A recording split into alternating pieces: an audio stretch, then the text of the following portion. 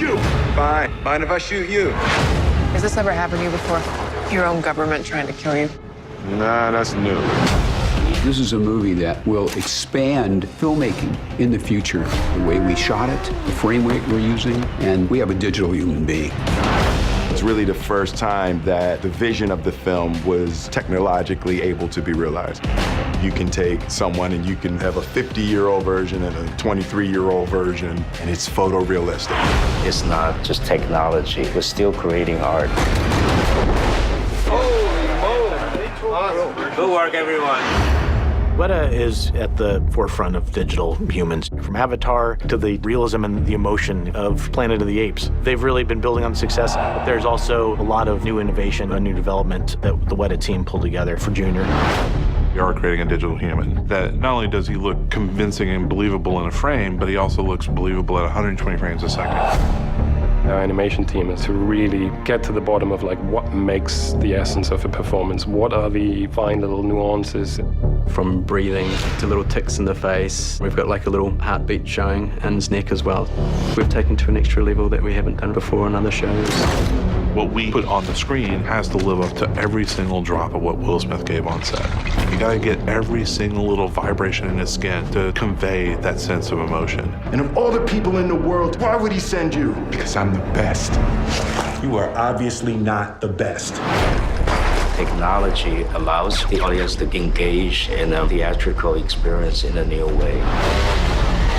Ang started to experiment with high frame rate 3D because he was searching for heightened experience for the viewer. We're shooting in 3D plus, this evolutionary format where you can see so much more in a frame, really feel like you're there. See detail in the fights and detail in the motion that would be buried in blur at a normal film format. The look and feel tends to speak to the younger generation, and Ang is really pushing that technology in spectacular ways.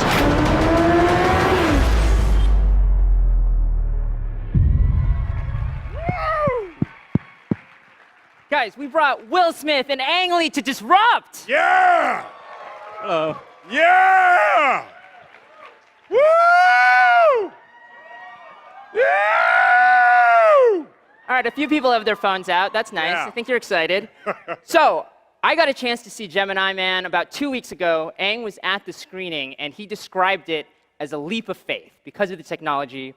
We're going to talk a little bit more about that technology in a second, but first, I just want to go back to that moment for each of you when you realized this is what you were going to do, that you were going to build a young Will Smith on a computer. How nervous were you? Well, I was actually very excited. I just turned 51 last week, so I was excited by the prospect of having a digital character do my stunts. Because my back and my knees don't necessarily want to do the stuff that they used to want to do. So the idea of a creation, when Ang explained what he wanted to do, that it is the first ever digital human, that it's not a de-aged Will Smith, it is actually a 100% digital character, and that made me, the possibilities of that got me really excited. What about Ang? Were you nervous? Extremely nervous. I've done, I kind of one of the person who started all this 20 years ago with Hulk. That was the first time I think anybody tried a full digital human. Then 10 years ago, I did the Tiger in Life of Pi quite successfully, more so than Hulk. And I know doing digital human, in the back of our head, we don't want to believe it, we want to challenge it. I know that's the hard part, but I know scientifically in my head, I'm not a scientist, but it should work. And I call it a leap of faith because people invest so much money in this. And I tell them, I don't want the age, I want to create full digital. I think it's time. It's reachable. We think rich, but nobody has done it or proven it can be done. So I was extremely nervous, not for myself, for the investors. They put so much money in it. What if it doesn't work? What if people don't want to believe it? What will happen? But I feel privileged, but at the same time, it's a privilege to even give it a try, to imitate God's work and play with people's imagination. That's definitely a privilege. So one of the other questions that you were asked at the screening, Ang, was what did Will think when he got to see Junior, the complete or near complete Junior for the first time? Ang said, who can say what Will Smith is thinking? But we do have someone on stage who might have some idea. What was it like? No, when I first saw the first shot with the two characters side by side, it was really chilling. Because I'm looking at it and it's me, but it's not. It's not me. It's a completely separate character, and there are literally thousands of artists that are creating every little nuance of the movement and the color of the eyes and the wetness, and so there are thousands of artists that are creating that. So for me, that the first time that I saw that, just the artistic possibilities, what it meant that we could do in movies now, really blew me away. Did you feel like Junior was better looking than you? I mean, if I can be honest with you, Anthony, I'm glad you brought that up. No, there is a certain gorgeousness to age that young folks can't capture this, man. Young folks can't capture this. Where are the 20-year-olds? Are there any 20-year-olds in here? Yeah, see, y'all not as attractive as this yet, You got to grow into this. So let's talk a little bit more about the technology. Will, you were saying, like you said, that it was not about de-aging. It wasn't just about, right. I don't want to use the word wrinkles, because, I mean, whatever is happening over there, it's amazing. But, it's not about just taking your real footage, they say black don't crack. That's what they say. That's the word on the street. So why did Ang and, Will, what was it about this approach that appealed to you versus just, hey, let's do what we've seen in some of the Marvel movies, some of the Star Wars movies already? Why was this the approach you wanted to take? For me, I look back, I'm old enough to see, what if I face my younger self? I'm just old enough to think about that even. Will, I don't know if he does, but I think the beauty is, what if, which is also the problem, that Will is a much better actor now than before, right? So that's a problem. But in my head, we put what's inside of this man and his attractive young body, what would that creation be? It's kind of a best of both worlds. And when he faces that in such media, I'm doing the 3D with more clarity, smooth out, kind of an immersive movie. What is that like? Actually, nobody's seen that, even himself. His parents, they never see him in close-up like this. So it's a new creation that has all the best of Will and all the best of all the artists we work on. And we try to make believe, see if people will believe that or not. Will is Will, a younger age is younger age. And then, honestly, I don't really care what he thinks. What does the movie play? Do they want to invest that belief? Get him, or everything they talk about in the introduction. The scientifically, that's actually the easiest part. The study they do into aging is mind-boggling. Every cell, how emotion work, how time do to you, to everything is mind-boggling. But when you get all that right, that's just like 10% of the work. The other 90%, you just scratch your head. Why? What's that? How God created the world? It's nearly crapshoot. That's the hardest part. How you take that along to play in such media and make believe. That's a new world and also an old world you try to reinsure. And so, like you're saying, what we see on screen, Junior is basically a purely digital creation. But Will, you were on set wearing the dots, wearing the rig, so you had to play a younger version of yourself. What was that like? Yeah, it's really a difficult undertaking to try to play naivete, right? Because it's like once you know something, it sits in your body. It's like like once you have sex, right? You just walk different. You just got a different swagger, you know? So, but like to go back to the mindset and try to remember what were you feeling? What were the emotions before, right? It's a difficult undertaking as an actor to take your mind, take knowledge away. You can always put new things in. You want to play a doctor, so you can learn and you put these new things in and you learn how doctors move and how they think. But to go back to play youth was a very difficult undertaking for me. How much of that was memory and how much of it, because obviously there's an incredible amount of footage of you in your teens, Right. in your 20s. Did you have to watch a lot of that to try to do this? Yeah, so what was great that Ang did is he essentially looked through my entire filmography and he created takes of things. He had 6 Degrees of Separation and The First Bad Boys and The Fresh Prince of Bel-Air and Men in Black and Independence Day. And he went through and he grabbed these things and he sat me down and I was like, yo, this is great. This dude's a real fan. And he's looking. And he was like, this is very good. Notice how your eyes communicate the simple essence of innocence. And I'm like, yeah. You know, that's what I was doing back then, man. And then he went over to the next one. He says, this is very, very bad. Don't do this in my movie. I was like, you know, and he just went through all of the films. But what we were able to do is we were able to create a dialogue. We actually sort of created a language. And in that process, I saw the depth of what he was trying to do, right? To try to make a digital character communicate a brief moment of uncertainty, but to do it with binary code, like to be able to try to create something that to have a computer capture that essence was a powerful undertaking. And so once Will had done his work on the set, you guys, I think you said it was basically a 2-year process with Weta Digital, and they basically took what you did and they built Junior. Talk a little bit more about what that process of working with Weta was like. As you said, it's sort of unprecedented.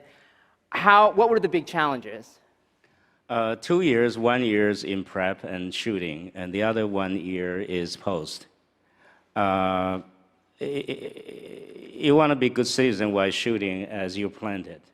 So if a big movie star comes in and say, I don't feel like doing that one, I want to kill him, because we're planning a long time. He's part of that planning as well, too.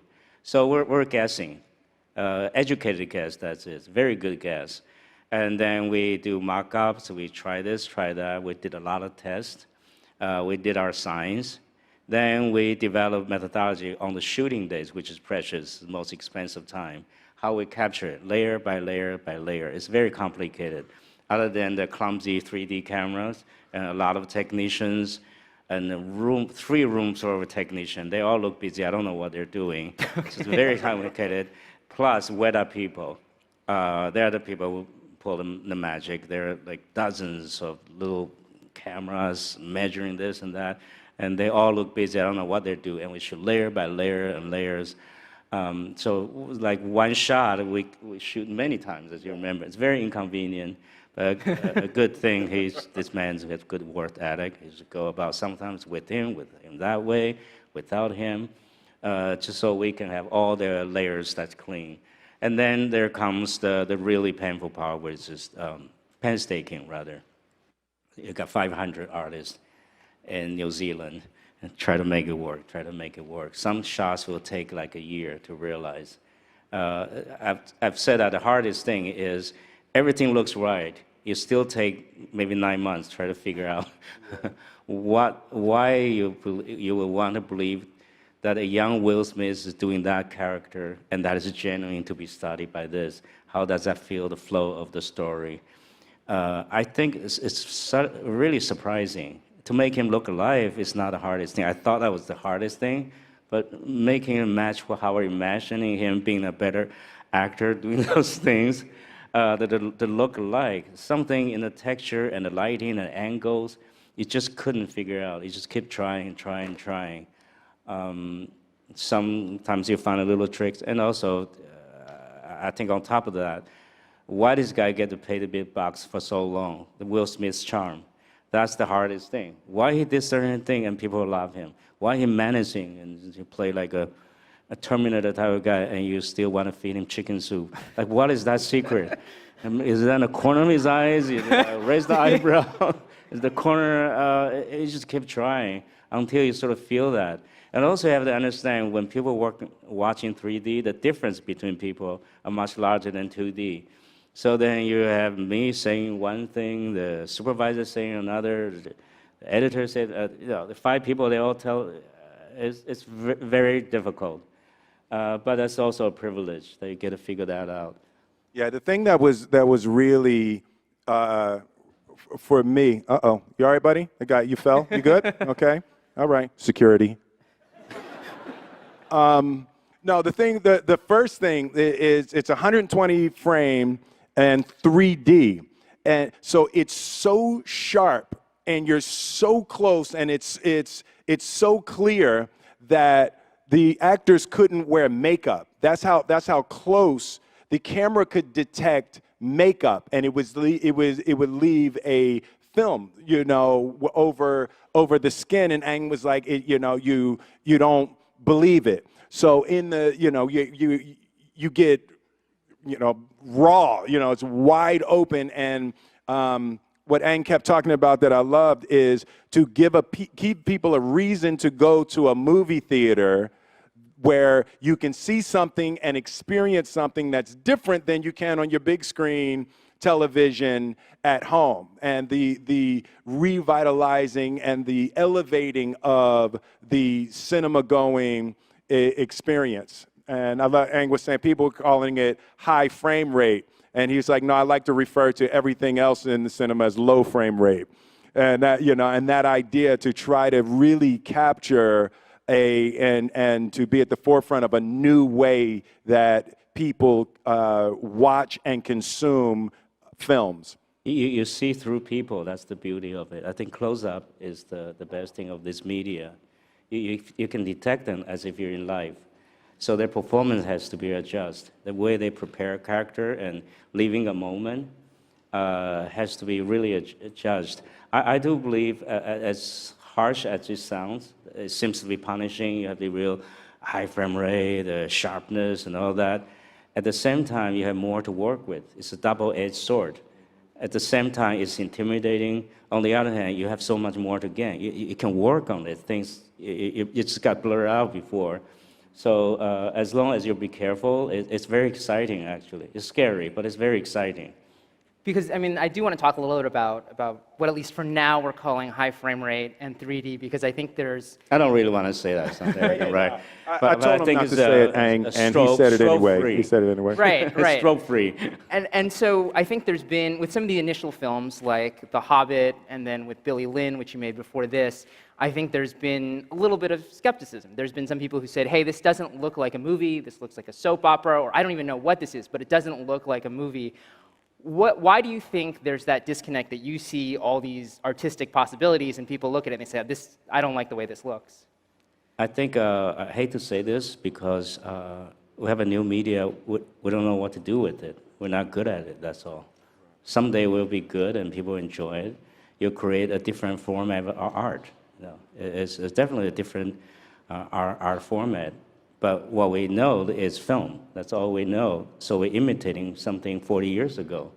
I think that's the problem. So part of what you're doing and now also, is figuring it out. The compensation you did for a lower frame rate or the graininess of film, that associated with a lot of artistic approach or even negotiation, that creates the most tremendous art experience. Movies, we love movie lands. So that's the part you hook on, not the media, but it's the artistic endeavor in dealing with our media, the story you tell, the beauty you create, that's fantastic.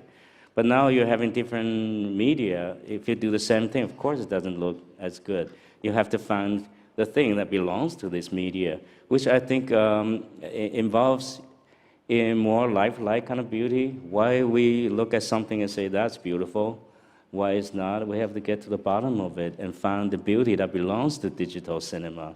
Maybe it's dimension, maybe it's a contrast, maybe it's more lifelike, but it's still, I found some of the shots I do in 3D is a lot more beautiful than 2D. It's like there's no way you can film water, you can do justice in water. There's no way you can do that close up unless you have clarity, you have dimension, because that's what your eyes do in real life. But when you're that close to light, how do you create art? Can you dream with clarity? Some really existential questions.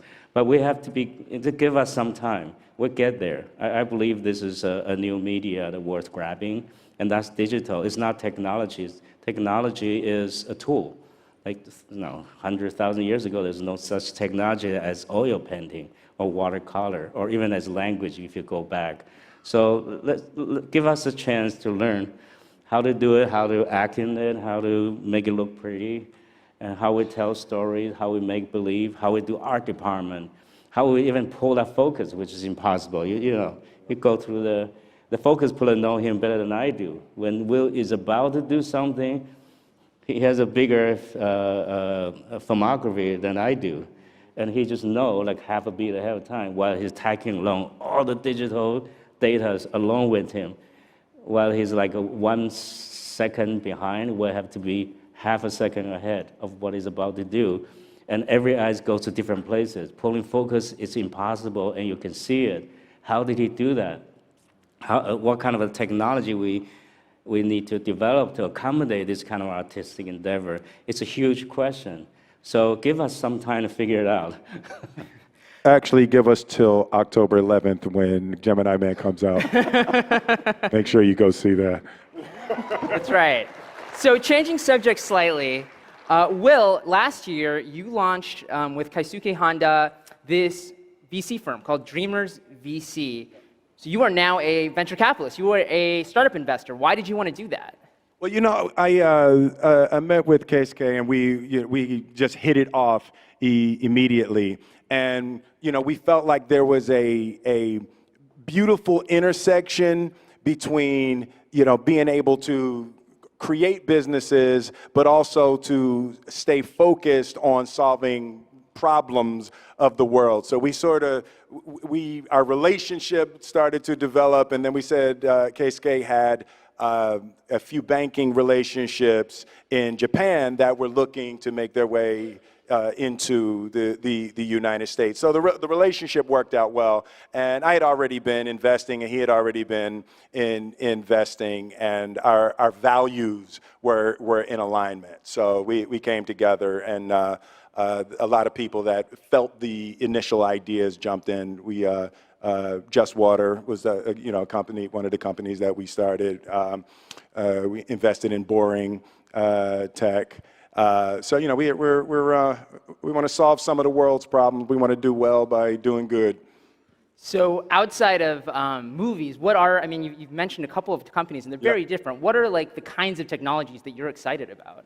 Well, actually, we're here at TechCrunch. We should probably see what's going on in this space. I'm wide open. I'm wide open. That's my cue, because we told Will that this is a startup conference. He is a startup investor. He wanted to meet some of the startups. We couldn't do the Comic-Con thing of like putting a mask on you and having you walk around. So we're going to bring some startups onto the stage. These are startups from the Startup Alley. They're going to get 40 seconds to present. So it's going to be extremely time intensive. I'm going to cut them off. They found out like 2 or 3 hours ago. Oh, wow. So, in movies, we call that the elevator pitch. In movies, can you make the elevator pitch? Yeah, so let's bring out our startups for the elevator pitch. Are they ready? Oh. I love that. Okay. Are they here? Hey! There they are. Man, how you guys doing? Hey. Okay. So we are going to start with Airbnb. Presenting for Airbnb is Christian Ramey. Christian, what's up, man? I'm good. A bit stressed. All right. Are you nervous? Yes, very nervous. Very nervous. All right, don't worry about it. This is it's only an opportunity of a lifetime, and everything rides on this. So just relax into that. Relax into that. All right. Oh, there's Jordan. Okay, where is it? Where are you taking him, Jordan? Over there. Okay, so that's the mark. All right. Just loosen up You're going to live or die on this moment. Go for it. Okay. All right. 40 seconds. I'm Chris from Airbnb. Cities are congested with traffic jams, and the last mile is always the least efficient part of a journey. Meanwhile, people have bicycles sitting at home that are underused. At Airbnb, we want to promote bike sharing as a means of transportation while generating revenues for the bike owners. We have developed a smart bike lock with a GPS that can be installed on any bike such that anyone can start a bike sharing fleet in just a few minutes. You can install it on your bike and start to make money by sharing it. And we just take a small fee. Thank you. Will, you got questions? All right, so it's similar to like the Uber vibes of bikes. How is it different from the was it Bird? What was the company that did the Bird and Lime, yeah. Yeah. So what? Scooters, right? What do you think you're improving on? So we don't provide the bikes, so we use the bikes of private people, and they can make money with it, and we share the fee. Okay, all right. I like that. Anthony, do you have anything? No, I'm good. Airbnb, Okay. well done. Okay, I like that. Thank Good you. job. Join them. Good job. And while we've got our next company coming up, it's Bitter Construction App. Presenting is Cody Sheehan. Cody! What's up, Cody? How you guys doing? I'm good. How you feeling? You good? You're nervous? All right. You're not. You got to use the microphone. You got to talk in the microphone, Cody. All right. All right. So listen. So this is good. You're very handsome, Cody. So that's already working for you. Okay. Yeah, I heard somebody when you walked out. Somebody went woo. All right. So you're already in a good place. So you should sell your handsomeness along with your product. Okay. Sounds good. You got it. All right. Go. Hi guys, I'm Cody with Bitter. Bitter connects Latino construction workers with jobs in the US. Our mission is to empower Latino communities and bring efficiency back to the $1.3 trillion industry. In 2019 alone, we project over 1 million new immigrants entering the country. And at the same time, there's a 79% mass labor shortage. Currently, our app serves 40 location-based construction crews at an 84% retention rate. This underserved, deskless workforce is missing the technology to help them connect with homeowners. You're out of time. Will. Okay, hold on. No, all right. So I like that idea. I like that, the idea. So trying to solve the problem. All right. So the app is already up and running. It is. Okay, what cities, what states? So right now we're focusing on Houston, Dallas, San Francisco, and San Diego. Okay. So how do you handle the clearing of the workers, documented or otherwise? How does that function? Currently we're in a really large swing in one direction, and I believe that in the next year or two, we're going to be pushing in the opposite direction. And this is the time where Bitter can capitalize on that swing and that change of momentum. Mm-hmm. How are you interfacing the company with the workers? So we're a two-sided marketplace where we have an app which is also in English and Spanish for the workers, and then we have the app which is the homeowner user interface. Got it. Okay, so it's direct it's the homeowner so it's not like... Could also be larger construction jobs. We're kind of small to mid-sized jobs. All right, so what's the majority right now? Majority is homeowner to worker. Yeah, the majority would be that way. All right, so how do you monitor how the jobs went, how it went with the people? How are you? So as the jobs get called into our system, we input them into the database, and the construction workers in live time can view the new jobs and place bids. Mm-hmm. Yeah, cool. Any questions? You guys have anything? Good, I think we should bring up the next Okay, next one. Bitter. All right, I'm taking too much time. Thank you so much. Bitter Construction App. All right. Next up, we have Moodbit. Presenting from Moodbit is Miho Shoji. Oh no, Moodbit. Oh, sorry, it's Soshinato Kofi Frimpong. Kofi. What's happening, Kofi? What's going on? What's happening? Yeah, so did you know that 75% of people check out your company's social media channels before even applying for a position at that company? Why is that? Because in order to attract the best talent and engage and retain the best employees, companies need to effectively showcase their culture. At an affordable monthly contract, Socionato customizes and matches companies with freelance employer brand teams that create content showcasing company culture, workplace environment, and diversity. And with over 250 freelance employer brand teams on our platform, Socionato wants to tell the stories behind the people and the culture that make companies great. And we're excited about this $10 billion HR tech industry. Thank you. Woo! Right on time. Nice.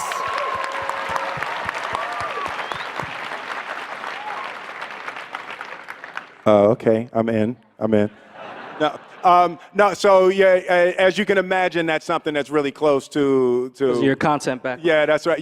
So as I built out my social media team, that was the idea, that I wanted to take back my storytelling from from the Daily Mail, right? So I wanted to take back my storytelling, and I think that's hugely important. So how is it working between, how do you interface the company with picking the person that they're going to use to? Yeah. So obviously a lot of companies, they care about social media for their products, but they forget, the HR team sometimes forget about the actual culture and people that are used to attract talent. So we customize and match them with a team. The team usually includes like a creative director, a project manager, and then videographers, photographers, and they integrate with the HR team to create, employee testimonials, company announcements, new things that are happening with the company. And some companies, even like Netflix, for instance, they have a whole separate channel showcasing their entire employee brand. And we want to bring that to, enterprises that don't typically use content to attract and maintain, employees and things of that nature. All right, that is wildly, wildly expensive. I know that firsthand. How are you cutting down costs to be able to deliver It is that? expensive. We're definitely targeting like Series B funded companies and larger enterprises, but we're still more affordable than, say, like a creative agency that's going to bang them over the head with that. So that's why we have like these freelance employer brand teams, and our freelancers that are part of these employer brand teams, they have experience working with large companies and enterprises. So even though our prices are still expensive, it's a better option than, say, some of the other options with larger creative agencies that might want to be involved in creating content, showcasing their workplace environment. Thank you, Kofi. That was very good. All right, Socionato. Yeah, that was very good. We got one more. We got one more, and I'm taking a lot of time. Sorry. No. How are you feeling? Welcome. This is Moodbit presenting as Miho Shoji. Yes. Hi, everybody. How is your mood today? Spectacular. Great. My name is Miho Shoji. I am the co-founder and CEO of Moodbit. We are a people analytics company focused on employee sentiments to improve engagement and retention. Companies in the US are losing more than $600 billion every year because of disengagement and turnover. We integrate our AI platform to internal communication platforms like Slack, Gmail, or Microsoft platforms. So we can understand their employee sentiments, and managers can have real-time scores of the sentiments, and they don't have to wait for the results of surveys, once or twice a year surveys. But on top of that, the analytics is not enough. We are providing to the managers with action plans so they can have happier employees. Okay. Great. All right, yeah, Anthony's like, that's it. No, I'm trying to be the bad cop so you can be the good cop. All right. Thank you very much. I know we have a red 000. I will speak to you backstage. Thank you very much. You can ask one question. I'll get to ask. Okay, yeah. All right. I saw. That's the 000 for the 40 seconds. Oh, for the 40. Right, okay, because it was white and then it turned red. Either that or they didn't tell me something. They didn't tell you. We're good. Okay, so you are the CEO. How many people are you working with right now? We're a small team. We're 7 people. You're 7 people. So what have you done so far in terms of working in the workplace? What have you? We create the concept. We create the product. We launch the product, and right now we are working with enterprises as Accenture, or we have a partnership with Deloitte and Ernst & Young. Okay. All right. I'm sorry. All right. Yes, I'm sorry. I got distracted. I'm very sorry. But yes, I will speak to you backstage. I'm sorry. I got distracted. All right. Give it up for Moodbit. Okay.